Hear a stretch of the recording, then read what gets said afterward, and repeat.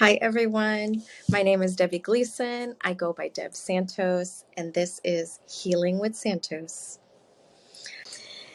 And I just want to say hi and welcome. I'm making this just to reach some people so that maybe one less person feels lonely as they kind of navigate through mental health experiences, personal development, and more specifically, a spiritual awakening. I started mine about 2 years ago, and it was pretty lonely for me at the start because I didn't have anybody, no family members, no friends, nobody close to me that understood what I was going through.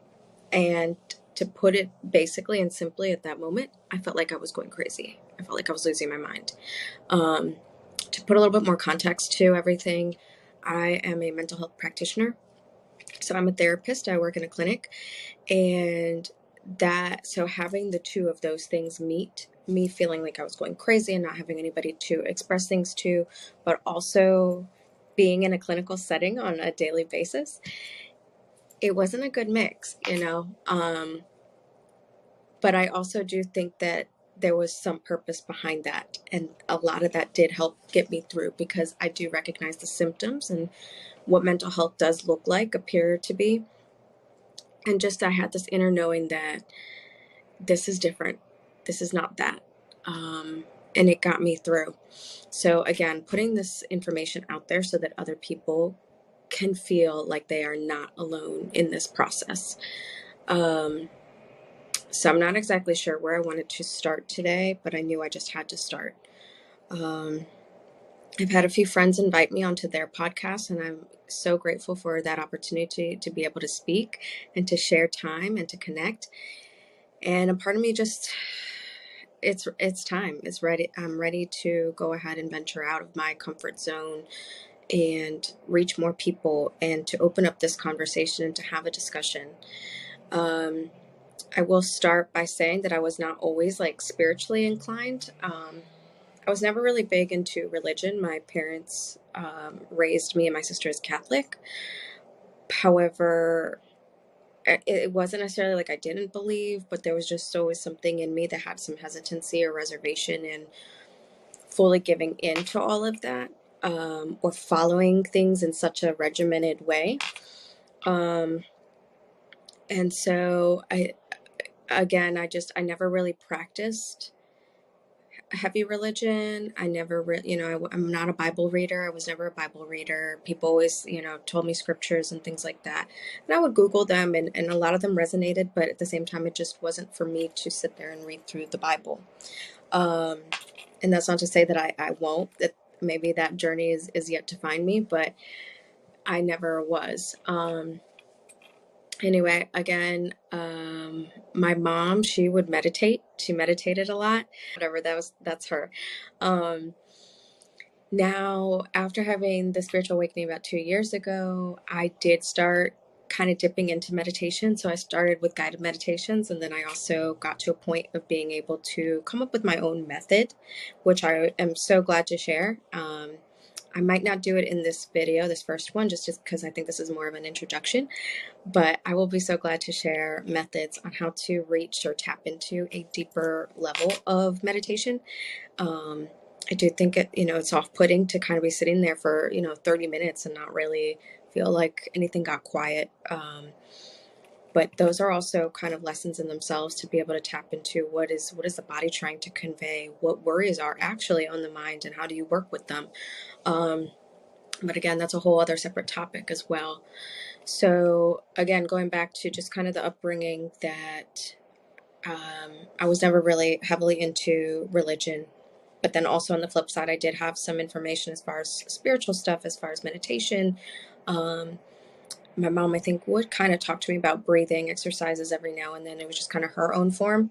She had what she called like the medicine balls. They were like these like little silver ones that shake and they make some type of noise. And she kept them in a box. And her belief was that if you hold them in your hand, there's certain pressure points, and so it would activate something different in the body. So if you have a headache or something, you would hold it a certain way, and this would help relieve some of that tension. We also had at our dinner table, which is kind of an interesting concept. At our dinner table, there was a picture on the wall.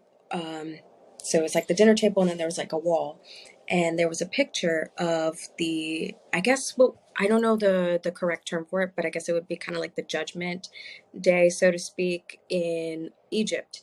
And so there was, again, I'm going to butcher all of this. I apologize to anybody. Please don't take offense.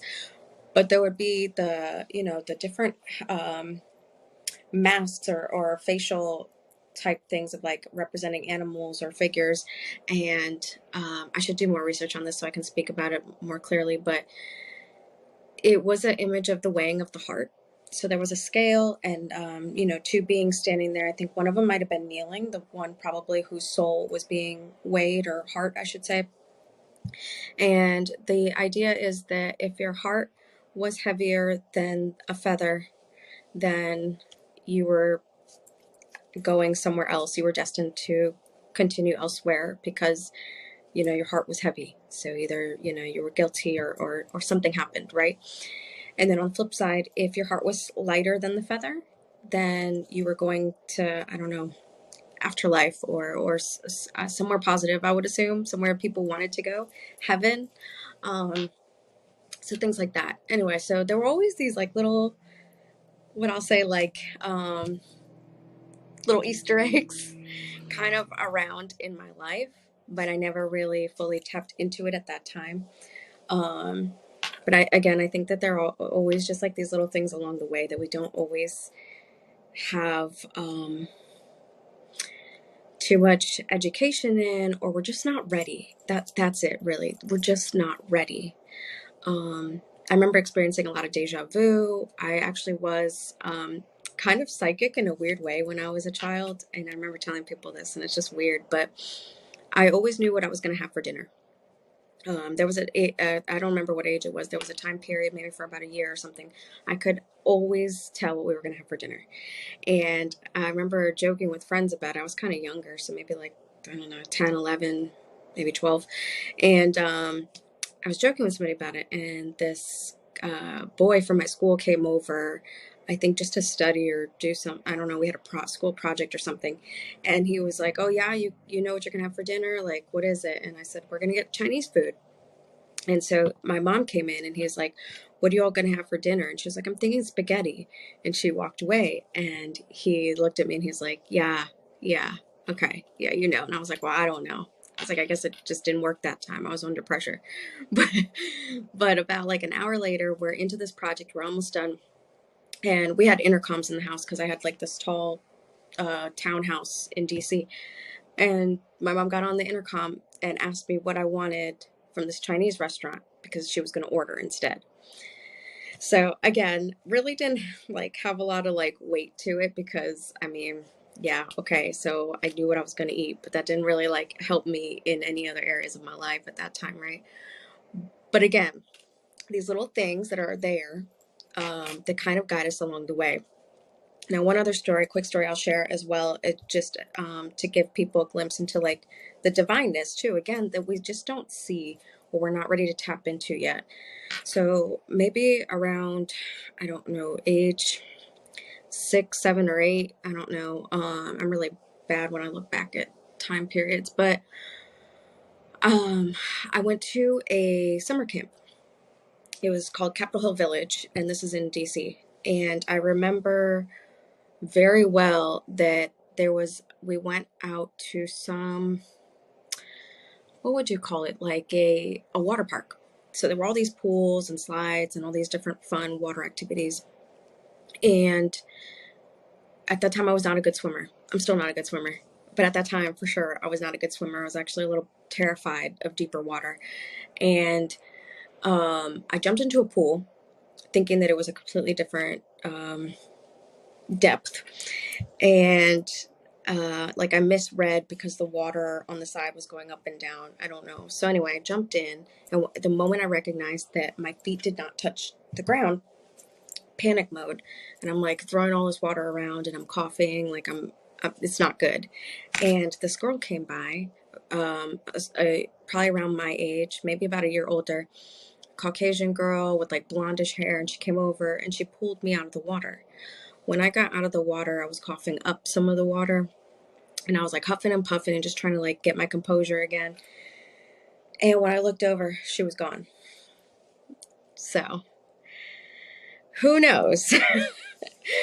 But yeah, I mean, at that time, I didn't think too much of it. I just, shocked back into like my own life, like, whoa, scared, and just went off into my own thing. It wasn't until like years later that that memory came back again, and I was like, what was that? And I think I wrote a paper on it, and I talked to my mom about it, and it was just kind of a nice thing that we just discussed. Well, I brought it back up again recently because I do feel like many times in my life there were situations like that, things, occurrences that would happen, but I never really gave it much thought or much weight. And if we were really to look around, the divine is all around us. It's in the words we're speaking, it's in the people we're seeing, it's in the connections we're making, it's in the sounds we're hearing. It's everywhere. It's everywhere. Um, and yeah, so just kind of just an overview that was just kind of my life in a nutshell growing up. I am adopted. My sister and I are both adopted. We're not biologically related. We're about 2 years apart. She's younger than me. She was born in Costa Rica and I was born in Guatemala. And similarly, again, just the timing of things and things just lining up the way that they do. My dad, who adopted me, him and I share a birthday. So it's May 15th. And so even just that, it's these little things that when we really look back and we're connecting these dots, there's a much greater plan. There's all these lights everywhere that we just didn't really always see on the way. So I think that's where I'm going to stop for today. This is just an introduction as to who I am, and so you can kind of get a vibe, and I will continue. I will be making more videos soon, and yeah, I love you.